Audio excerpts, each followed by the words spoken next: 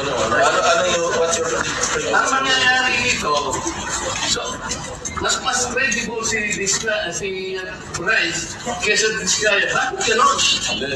Why are we trying to prejudge this? Mr. President, we are still in the process of investigation. If we are in the process of investigation, Why are you so protective of the Discayas? Why are you so protective? I am not protecting them. Mabuti sinabi mo yan, Mr. Chair. Pwede ba natin i-record ito?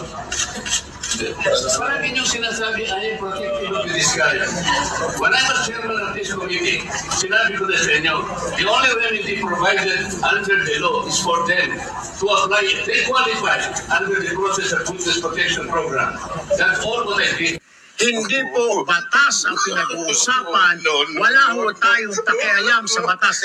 Sometimes you have to bend the law to be able to please the people.